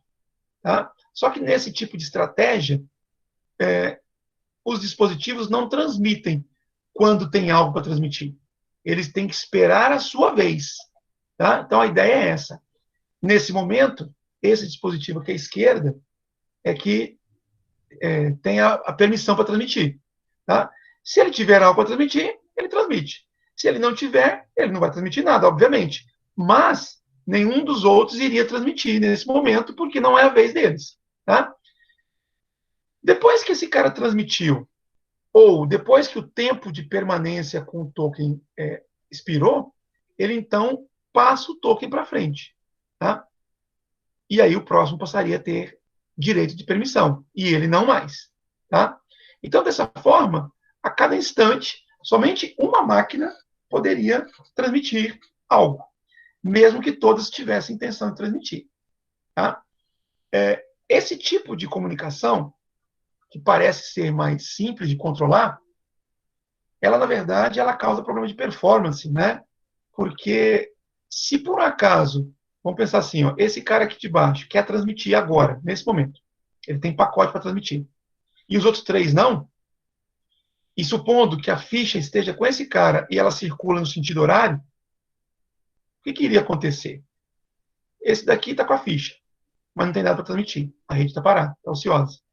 Aí, depois de algum tempo, ele vai e passa a permissão para esse aqui de cima, que também não tem nada para transmitir. Então, a rede continua parada. Passado algum tempo, ele encaminha a ficha para cá, para esse outro aqui, que também não teria nada para transmitir. E a rede continua parada. E aí, finalmente, ele encaminharia a ficha para esse cara aqui que vai fazer a sua transmissão. Então, percebam que, mesmo com a rede ociosa, mesmo não havendo nenhuma transmissão em curso, esse elemento aqui demoraria muito para poder fazer a sua transmissão, porque ele teria que esperar essa ficha, esse token. Tá? Enquanto que no outro método, né, o método baseado em contenção, isso não iria acontecer. Tá? Porque isso vai variar de protocolo para outro, mas basicamente é o seguinte: quando um dispositivo tem algo a transmitir, ele escuta o meio físico para verificar se tem alguma transmissão em curso. Se não tiver, ele faz a sua transmissão, sem esperar a ficha, sem nada. Tá? Existem riscos associados a essa abordagem, mas aqui, em termos de performance, a rede tende a ser melhor, tá? Exceto quando a carga de tráfego está muito alta. Aí a outra técnica passa a ser melhor. Alguma pergunta até aqui, gente? Não. Não, professor. Bom, existe um protocolo... Professor, Oi? sobre a transmissão lá VPN que você falou aquela hora, Uhum. pode ser até através da internet também, em redes distintas? Sim, sim. A VPN, Paulo, na verdade, ela tem como, digamos, principal missão você criar um canal de comunicação seguro pela internet. Tá? Isso é um outro assunto também, mas basicamente quando você configura uma VPN, o que você faz usando uma analogia, é como se colocasse um túnel passando por dentro da internet, de maneira que dentro desse túnel ninguém que não seja você e aqueles que você permitir, poderiam utilizar. Tá? É um caminho seguro, né, através do qual seus pacotes viajam. E quando a gente constrói uma VPN, é como se as máquinas que estão do outro lado da internet estivessem na mesma rede local que eu estou. Por isso que eu falei que o quadro é o mesmo. Ah, sim. Entendeu? E usa o roteamento da rede igual comum assim, não? Usa roteamento, mas de uma forma mais... Direta, seria como se fosse uma ligação direta. Do ponto de vista da VPN, sim. Mas para que os pacotes cheguem até o roteador do destino, o roteamento é normal. É porque, no caso da VPN, Paulo, existe um processo que é utilizado chamado de tunelamento. Né? Porque o processo normal de encapsulamento consiste em pegar um pacote IP e colocar dentro de um quadro. Certo? Certo. No caso da VPN, pega-se um pacote IP, coloca-se dentro de outro pacote IP, e aí esse outro colocado dentro do quadro. Então, o pacote IP mais interno seria o nosso tráfego protegido dentro do túnel. E o pacote IP mais externo seria aquele que viaja normalmente pela internet, passando, seguindo as regras de roteamento normal. Tá? Entendi. Inclusive, com essa técnica, eu consigo, por exemplo, transmitir pacote IPv4 numa rede IPv6 e vice-versa. Sim, fazendo tunelamento, né? Fazendo tunelamento. Porque Tá? meu irmão está usando lá no tribunal, lá estão usando o VPN lá para trabalhar, por isso que eu perguntei. Uhum. Fazer as comunicações deles. Isso. Essa nossa não é VPN, né? Essa nossa o quê? Comunicação entre a gente aqui não é VPN. Não. Bom, eu não sei como é que o Google trabalha isso, tá? Mas eu considero que não, tá? Sim, entendi. Tá. Não considero que seja VPN, não, tá? Aqui eu estou entendendo que é um processo de transmissão de multimídia pela internet. Tá? Então, eu me registrei no servidor da Google, o Google Meet, né? Vocês também, quando entraram na sala, e aí a Google fez um processo aí está fazendo, né? Um processo aí de seleção, intermediação entre os pacotes que eu gero aqui, de voz e vídeo, né? E os pacotes que você recebe aí. Uhum. Com a minha voz e com os meus vídeos. Mas a transmissão normal, né? Comum. Transmissão normal. Tá? Eu vou ver depois mais sobre o VPN, que eu preciso entender melhor essa parte. Uhum. Mas pra frente eu vejo depois. Beleza, Paulo. Obrigado, mas deu para entender nessa parte que eu queria. Tá joia. Então, voltando aqui à questão do acesso baseado em contenção. Então, existem alguns protocolos, tá? Que vão dizer de que maneira essas máquinas se comunicam, compartilham um meio físico, tá? Um deles, muito famoso, é esse aqui, ó, CSMA/CD, tá? Isso aqui é mais outra sigla, né, em inglês, significa isso daqui, ó, Carrier Sense Multiple Access Collision Detection, tá? Ou, em português, né, acesso múltiplo por detecção de portadora e detecção de colisão, tá? O que esse protocolo define como regra de comunicação? Tá aqui, ó. Então, suponha que o PC1 tenha que mandar alguma coisa para o PC3, tá? Ele vai mandar um quadro Ethernet para o PC3, tá? Então, antes de colocar esse quadro no meio físico, como está aqui na figura, o que o PC1 vai fazer? Isso de acordo com as regras desse protocolo. Ele vai determinar se alguém está transmitindo no meio físico. Isso daqui, gente, é semelhante. A gente está numa sala de aula, por exemplo, e aí eu estou falando, sou professor, então eu finalizei a minha exposição e aí eu abro a palavra para vocês. Né? E aí, antes de um de vocês fazer a pergunta ou fazer algum tipo de consideração, o que vocês vão fazer? Vão escutar para ver se não tem ninguém falando. E se tiver alguém falando, vocês vão esperar um pouquinho. Normalmente é assim que acontece. Né? É esse princípio que está sendo estabelecido aqui. Quando uma máquina tem algo a transmitir, ela vai escutar o meio físico para verificar se tem alguém transmitindo. Se tiver alguém transmitindo, ela espera, ela segura o quadro. Né? O quadro está ali, pronto para poder sair. Tá? Mas a máquina não vai transmitir ainda. Tá? E caso o meio esteja livre, né? Então, se não detectar um sinal de portadora, ou se não estiver recebendo nada de outro dispositivo, ela assume que a rede está disponível para envio. E aí ela coloca o quadro lá. Tá? Esse é o princípio básico do CSMA. É a primeira parte aqui, o CSMA. Eu escuto para transmitir. Se tiver livre, eu transmito. Se não tiver livre, eu espero. Tá? Espera até quando? Espera até ficar livre. Essa é a ideia básica. Tá? Aí, esse quadro, então, chega aqui, no caso, um hub, tá? E o hub vai, então, espalhar esse quadro para todas as portas. Tá? Lembre-se, a comunicação aqui é entre PC1 e PC3. Tá? Só que esse dispositivo aqui, ele atua como uma extensão elétrica, ou seja, o sinal elétrico que chega por uma porta, ele simplesmente replica por todas as outras. Então, o quadro que foi produzido pelo PC1, ele chegou ao destino, que é o PC3, mas também chegou aqui uma outra máquina que não é o destino. Tá? Então, aí tem um outro aspecto da camada de enlace de dados, que é a questão do endereçamento, que eu falei agora há pouco, endereço físico. Quando o PC1 montou esse quadro, ele colocou como endereço físico de destino o endereço do PC3. É o que está aqui nesse quadro. E como isso daqui é uma réplica, aqui também eu tenho o endereço físico do PC3. Tá?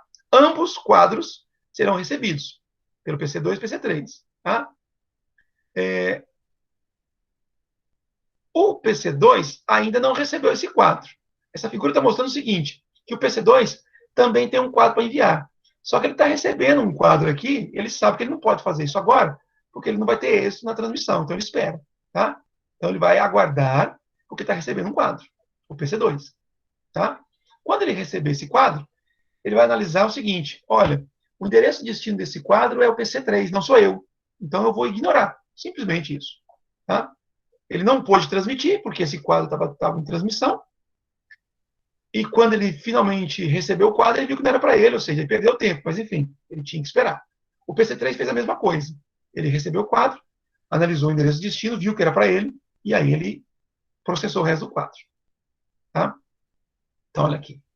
O PC2 viu que o quadro não era para ele, ignorou. O PC3 viu que era para ele e copiou o conteúdo para dentro lá da memória RAM dele, por exemplo. Tá? Bom, então, numa forma... vou voltar um pouquinho que já muda de assunto aqui. Então, de uma forma, digamos, ideal, uma máquina transmite, a outra espera, quando a transmissão inicial termina, a outra máquina vai e faz a sua transmissão. Se uma terceira máquina quiser transmitir, ela também espera, e quando as transmissões acabarem, ela faz a sua transmissão. O problema dessa abordagem aqui é que, como cada máquina decide por si só o momento em que vai transmitir, pode acontecer, né, de duas máquinas. Então, imagina o seguinte, suponha que o PC1 ainda não começou a transmitir o quadro dele. Aí PC2 e PC3 escutam aqui o meio físico e não percebem transmissão alguma. Tá? Bom, se não tem transmissão acontecendo, eles vão entender que o meio está livre e eles podem transmitir. Tá? Só que eles fazem isso ao mesmo tempo. E se eles fazem isso ao mesmo tempo, o que vai acontecer? Em algum ponto, o sinal de um vai colidir com o sinal do outro. E aí acontece um evento chamado de colisão, tá? Que é a outra parte aqui da técnica. Tá? Então, esse protocolo, CSMA/CD, ele também detecta colisão. Tá? E ele diz o seguinte, sempre que uma colisão for detectada, simplesmente ele vai esperar o meio físico limpar, né? Houve uma colisão, é um sinal elétrico, está se propagando, ele vai esperar esse sinal elétrico, digamos, ser absorvido pelos dispositivos, tá? E quando o meio físico ficar livre de novo, aquelas máquinas que colidiram vão fazer as suas respectivas retransmissões. Mas quando? Imediatamente após o meio físico ficar limpo? Não é uma boa estratégia, porque se isso acontecer, eles vão colidir de novo. Tá? Então, imagina, PC2 e PC3 transmitiram, os dados colidiram, eles esperaram o canal ficar livre, né, o meio físico ficar livre, e quando ficou livre, os dois transmitiram de novo, vão colidir de novo. Tá? Então, essa parte aqui do algoritmo define, por exemplo, que após uma colisão, os dispositivos que estavam transmitindo e que tiveram os dados colididos, eles vão calcular tempos aleatórios para tentar novamente. Como esse tempo é aleatório, é muito provável que eles vão tentar em momentos diferentes. Então, exemplo, os dois transmitiram, colidiu. Eles detectaram isso. O PC2 rodou lá um algoritmo e determinou que ele precisa esperar 2 segundos para tentar de novo. O PC3 rodou um algoritmo e determinou que precisa esperar 5 segundos para tentar de novo. Tá? Então, ele vai ficar, mesmo que a rede esteja livre, ele vai aguardar por 5 segundos antes de tentar. O PC2, mesmo que a rede esteja livre, ele vai aguardar por 2 segundos antes de tentar. Tá? E como aqui foi um tempo menor, então, passados 2 segundos, ele vai analisar o meio físico, vai ver que está limpo e vai transmitir. Né? Sem colisão. Depois de 5 segundos, o PC3 vai também escutar o meio físico para ver se pode transmitir. Se a transmissão do PC2 não tiver acabado ainda, o PC3 vai seguir o princípio básico aqui de só transmitir quando o meio estiver livre. Ou seja, apesar de ter sido definido para ele esperar 5 segundos, quando o tempo passou, ele verificou que o meio físico estava ocupado, então ele segurou por mais tempo. E quando ficar livre, ele faz a sua transmissão. Tá? Esse é o princípio básico aqui do algoritmo de detecção de colisão desse protocolo. Okay? É óbvio que, por serem tempos aleatórios, pode acontecer dos 2 dispositivos calcular ao mesmo tempo. E se isso acontecer, uma nova colisão vai ocorrer também. Isso é uma imprevisibilidade. Uma outra coisa ainda, antes de a gente mudar de assunto, e caminhando para o fim da aula. Como é que uma máquina sabe que houve colisão? Tá? Basicamente, o princípio é o mesmo que acontece quando nós estamos falando junto com outra pessoa. Então, eu falo, se eu estiver escutando a minha voz, digamos, limpa, eu sei que não está tendo colisão. Ninguém está falando junto comigo. Agora, se eu estou falando e, ao mesmo tempo, escutando algo que mistura a minha voz com a voz de outra pessoa, eu sei que tem alguém falando junto comigo. Eu sei que houve uma colisão. E é esse princípio que esse protocolo emprega. Ou seja, enquanto o PC está transmitindo, o PC2, ele também escuta. Se ele estiver escutando a mesma coisa que ele está transmitindo, quer dizer que o canal está limpo. Ou seja, sem colisão. Se ele transmite alguma coisa e começa a escutar algo diferente, ele entende que isso é uma colisão. E aí ele vai executar o algoritmo de detecção de colisão para poder verificar o que vai ser feito. Tá? Por que eu estou falando isso? Porque uma outra técnica, um outro protocolo, parecido com o primeiro, para fazer o controle de acesso ao meio, é o CSMA/CA. Tá? O anterior, o CSMA/CD, ele é utilizado em redes cabeadas. Essencialmente isso. Tá? Rede Ethernet, por exemplo, usa essa técnica. Tá? Já o padrão CSMA/CA é usado em rede sem fio, tipicamente. Tá? E qual que é a diferença? Né? Tem uma letra só de diferença, o D para o A. O D, aqui é de detecção de colisão. O A é de avoidance, né? Significa que ele vai evitar a colisão. Ele é diferente do outro. O outro é o seguinte, deixa eles transmitirem. Se colidir, a gente resolve. Aqui é o seguinte, olha, não vamos tentar evitar ao máximo a colisão. Tá? E por que isso aqui é o padrão usado em rede sem fio? Porque, diferente dos dispositivos de rede Ethernet, aqui, um dispositivo sem fio, enquanto ele está transmitindo, ele não recebe. É half duplex. Então, ele não sabe se o que ele está transmitindo colidiu ou não, porque ele não está escutando o retorno. Tá? Então, eles têm que criar um mecanismo para evitar essa colisão. Tá? Então, basicamente, eles usam o mesmo princípio, escuta o meio físico, se tiver livre, ele transmite, se não tiver livre, ele segura. Tá? Agora, se ele transmitir e colidir, ele não vai saber disso, tá? Porque essa técnica não permite essa possibilidade. Tá? E aí a colisão vai danificar a transmissão e o dispositivo vai ficar, vamos dizer assim, no prejuízo. Tá? Alguma outra instância acima da camada de enlace precisaria, nesse caso, cuidar dessa perda. Tá? De repente, até a nossa aplicação iria verificar que não recebeu resposta alguma e refazer uma transmissão. Tá? Perguntas? Não. Não, professor. Beleza. Bom, e aí, finalizando então essa nossa parte aqui, nosso capítulo, né, vem a questão da estrutura do quadro. Eu já falei que, dependendo do tipo de meio físico, utiliza-se um quadro diferente. Já falei também que um quadro, basicamente, é composto de 3 partes. O cabeçalho, os dados e o trailer. Tá? Os dados é aquilo que foi produzido pela camada 3, é a PDU da camada 3, camada de rede. Tá? Isso não muda ao longo de uma transmissão. O que muda é o cabeçalho e o trailer, conforme o meio físico por onde eles estão passando. Tá? O que muda de um quadro para o outro é o tipo de informação que é colocado no cabeçalho e no trailer. Tá? E isso vai mudar conforme o meio físico. Tá? Então, por exemplo, o meio físico sem fio, que é um meio mais sensível, ele precisa de mais informações de controle do que o meio físico cabeado. Então, o cabeçalho do meio físico, o cabeçalho de um pacote, vou repetir, o cabeçalho de um quadro que vai ser colocado no meio físico sem fio, ele tende a ser maior do que o cabeçalho de um quadro que vai ser colocado no meio físico cabeado, tá? Por conta da fragilidade do primeiro meio. Então, o cabeçalho tem, basicamente, isso pode variar um pouquinho, mas basicamente ele tem essas informações aqui. Tá? Então, ele tem um negócio que a gente chama de flag de início de quadro. Tá? Isso daqui não tem informação nenhuma. É só para dizer o seguinte, ó, está começando um quadro. Tá? Para vocês entenderem o objetivo disso daqui, é mais ou menos o seguinte.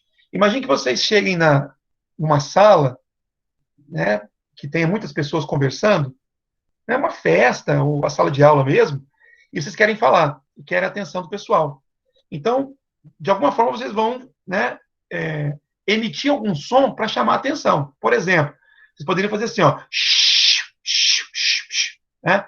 As pessoas vão escutar aquilo e vão entender que você está fazendo um barulho que está chamando a atenção delas, ou seja, de certa forma está pedindo silêncio. Tá?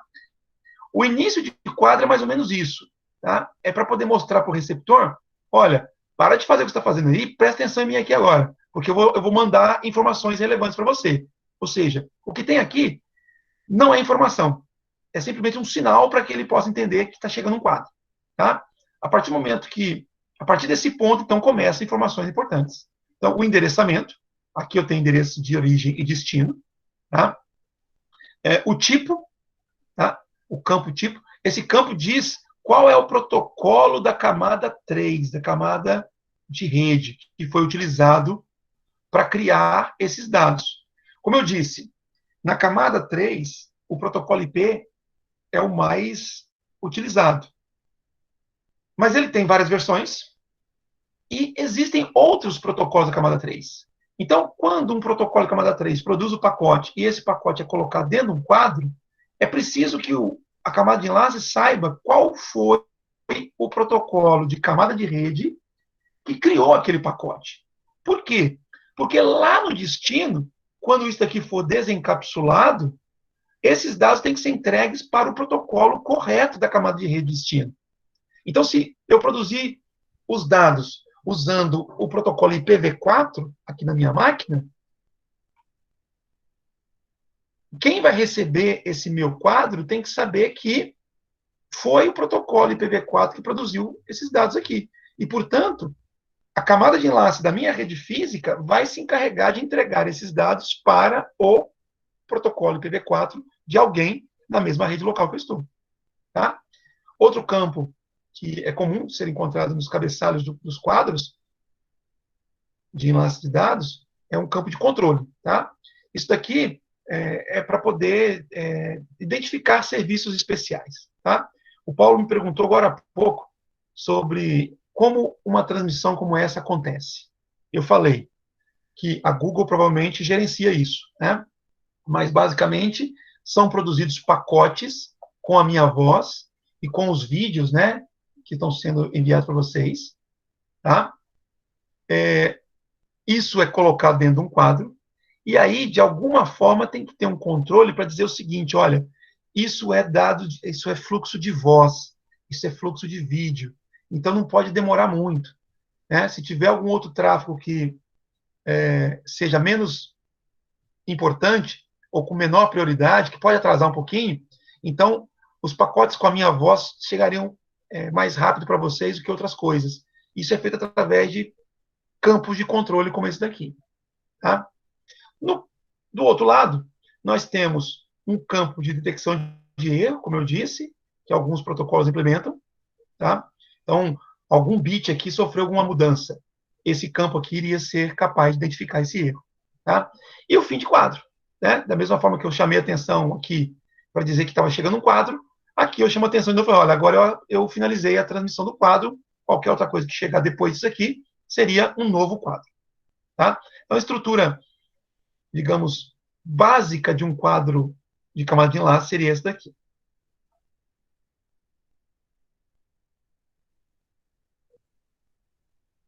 Bom, eu vou pedir que vocês façam essa atividade depois aí, acesse a NetAcad, tá? E tentem responder preencher esse quadro aqui, tá? Acho que é legal, vale a pena vocês brincarem com isso, que é exatamente sobre o que nós acabamos de falar, tá?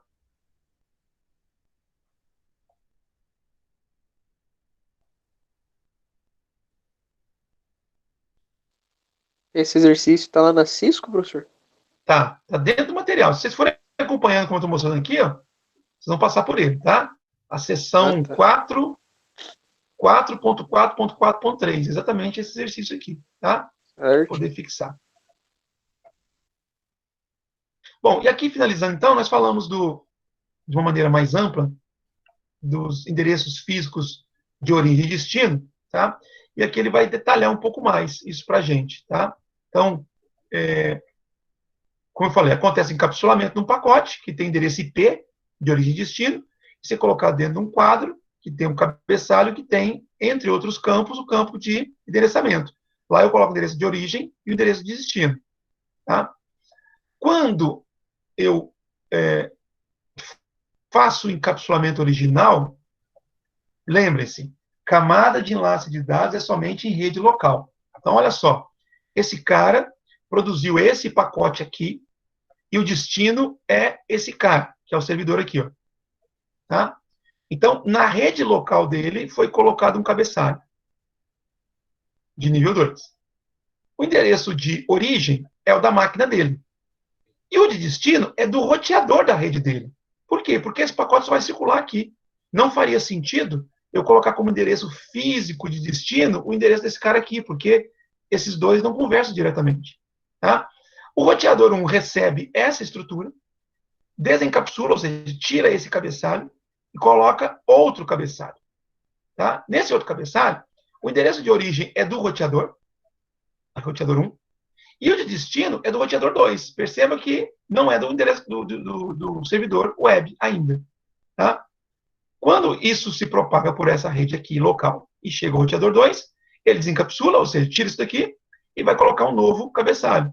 Esse novo cabeçalho finalmente vai ter como endereço físico de destino esse endereço aqui, ó, do servidor web. Tá? Então,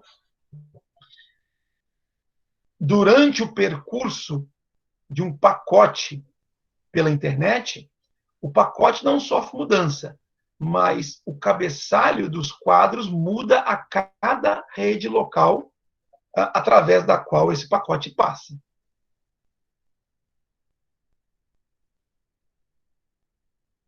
Quadros de redes locais e quadros de rede remota, eles têm características ligeiramente diferentes, tá? Mas o cabeçalho é que muda, né? Então, olha só, um quadro sem fio, depois um quadro por uma rede remota, um protocolo chamado PPP, aí pode passar por uma outra rede remota usando uma outra tecnologia, como, por exemplo, HDLC, tá? Aí passa por uma outra rede remota usando outra tecnologia, como, por exemplo, Frame Relay, e aí finalmente chega na rede local de destino, que é um quadro Ethernet. Então, percebam que nessa animação, esse pacote circulou por 5 redes físicas de tecnologias diferentes. Tá? E cada quadro, né, foi criado dentro daquela realidade, dentro daquela tecnologia. E é isso, pessoal. Então, a gente finaliza esse capítulo 4, que trata aí da camada de acesso à rede, do modelo TCP/IP. A gente falou de camadas física e de enlace. Tá? A partir desse momento, né, que a gente finaliza o capítulo, eu já vou disponibilizar para vocês o exame desse capítulo 4, dentro aqui da Academia Cisco, tá?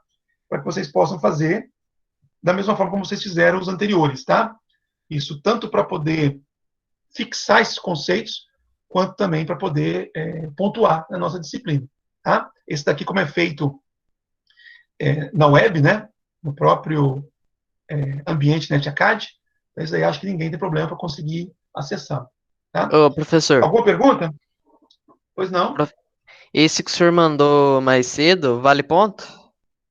Então, Gabriel, a ideia era que sim, que valesse ponto, tá?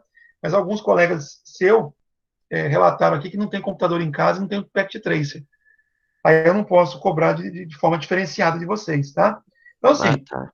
quem tiver condições de fazer como fixação de conteúdo, faça, acho que é legal, tá? Uhum. Eu sugeri para os que não têm computador para tentar baixar o aplicativo e tentar fazer pelo aplicativo de celular.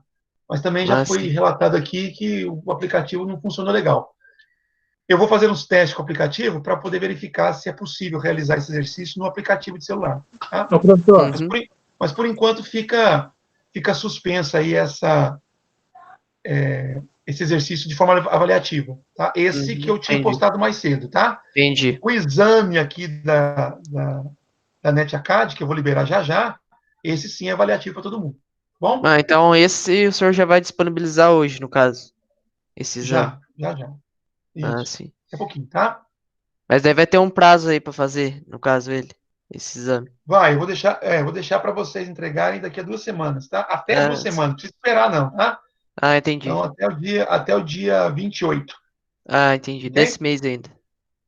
Isso, desse mês ainda, Tá bom. tá? Aham. Porque Certo. na professor, próxima aula a gente já começa já no capítulo 5, tá? Ah, tá. Entendi. Obrigado. Tá bem? De nada. ô, Oi, Israel. professor, o senhor vai postar essa videoaula entre amanhã e depois? Eu não consegui prestar atenção na aula hoje, que eu estou agarrado no negócio aqui. Assim que a Google liberar para mim, eu já coloco lá no YouTube, Tá tranquilo. Hoje eu não consegui prestar atenção no tá 100% da bem? aula, não. Não, tranquilo. Beleza. Tá, valeu, professor. Alô, alguma pergunta, pessoal, com relação ao conteúdo? Se não tiver, eu vou finalizar a aula. Não, tô tranquilo. Tô tranquilo também. Então tá, João. Vou finalizar a gravação aqui. Então, até a próxima semana, então, Boa noite, pessoal. professor. Falou, galera.